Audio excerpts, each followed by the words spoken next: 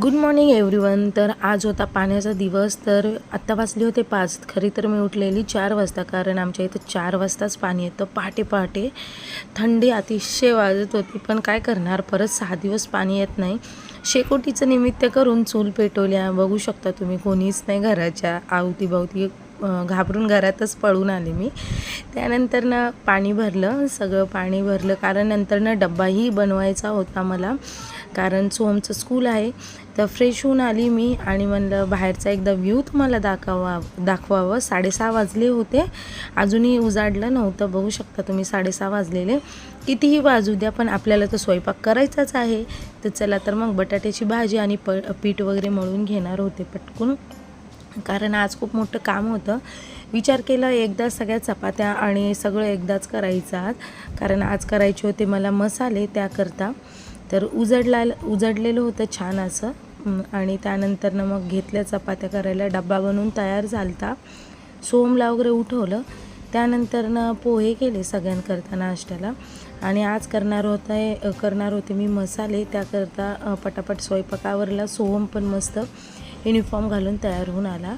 तर मी आणि माझे सासूबाई सगळे मसाले वेगळे काढलो, कारण आम्ही वर्षभराचा एकदाच मसाला घरी करतो। तर याकरता मी शेंगदाण्याचं तेल यूज करते। खूप छान टेस्ट येते शेंगदाण्याच्या तेलाने। तर सगळ्यात आधी आता सगळे मसाले छान आता तेलामध्ये मी फ्राय करून घेणार आहे। तर असे आता खूप जण मला म्हणत होते की ह्याच्या आधी पण मी एक व्हिडिओ शेअर केला होता की मी डायरेक्ट हीच चाळणी याच्यामध्ये टाकलेली। तर काय माहिती, मला तर पोळत नाही, पण खूप जणींचं म्हणणं होतं की चाळणीला चटके बसतात।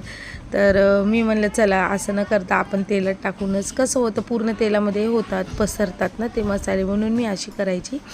तर मी म्हणलं चला, तो एकदम कमेंट माझ्या लक्षात आल्या, म्हणून मी डायरेक्ट ह्याच्यातच टाकायला चालू केलं। पण मला पोळत नाही, आणि जसं लग्न झालं ना तसं सवय लागली चपात्या देखील ना उलतण्याने भाजायची, नाहीतर ना उलता पालता असं करतो ना चपाती उलतण्याने, तर मी हातानेच करायची ना, हातानेच तेल लावायची। तर माझ्या सासरचे सगळे म्हणायचे अगं तुला पोळत नाही का, पण नंतर ना आता त्यांचं बघून मलाही सवय लागली उलतण्याने भाजायची।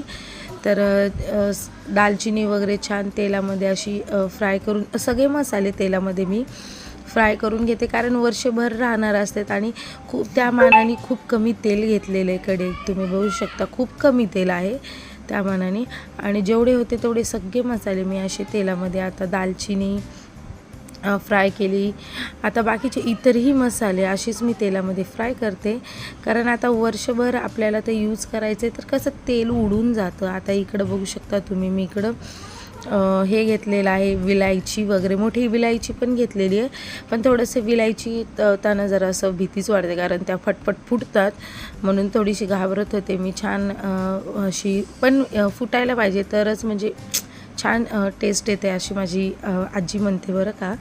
तर छान असं मग विलायची पण आता ह्या स्टेजला पण मला नाही पोळायला, मी लगेच काढलं, कारण तेल बऱ्यापैकी गरम आहे। पण तुम्ही नका करू, तुम्हाला जर भीती अशी वाटत असेल तर तुम्ही नका करू, तुम्ही जशी तुमची पद्धत आहे तशी करा। फक्त मी शेअर करते की मी आज मसाले बनवते। तर चला पटापट सगळे बाकीचे मसालेही तळून घेते।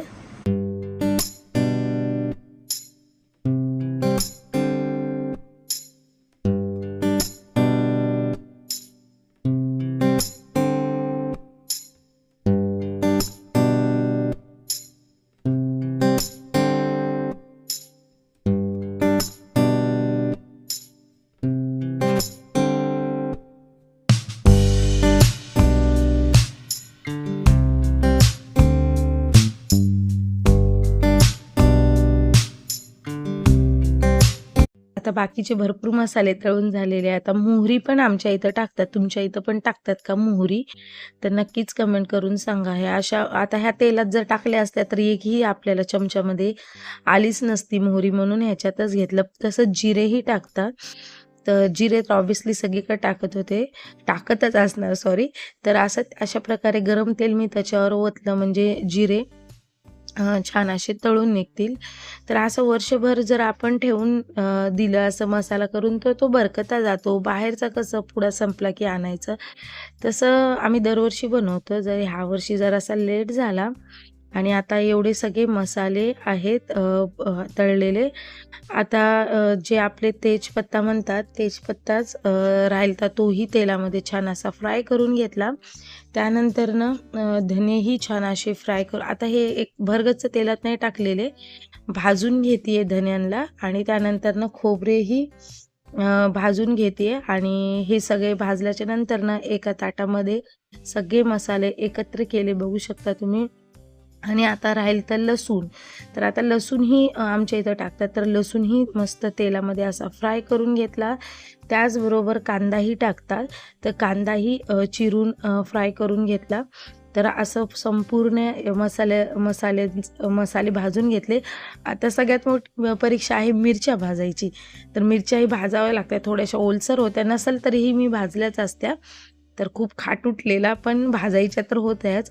तर मस्त झणझणीत अशी चटणी होते. मिरच्या भाजल्याच्या नंतर ना थोडंसं तेल टाकून भाजून घ्यायचं, खूप कमी प्रमाणात तेल टाकायचं, नाहीतर त्या माऊसूद होत्यात. आणि मसाल्याला कधीही मोठं मीठ वापरायचं. फायनली मग मसाला गेला गिरणीमध्ये आणि आलेला आहे बघा वाटून. एवढा छान सुगंध येत होता मसाल्याचा बघू शकता तुम्ही. तर जवळपास हे 2 डबे, आता अंदाजा 2 डबे पण ह्या 5 किलोच्या हिशोबाने केलं होतं. तर आय होप आजचा व्हिडिओ तुम्हाला आवडला असेल तर नक्कीच चॅनलला सबस्क्राईब, लाईक आणि शेअर करा. त्याचबरोबर बेल आयकॉन प्रेस करायला विसरू नका. पुन्हा एकदा भेटूया नवीन व्हिडिओमध्ये. तोपर्यंत बाय बाय.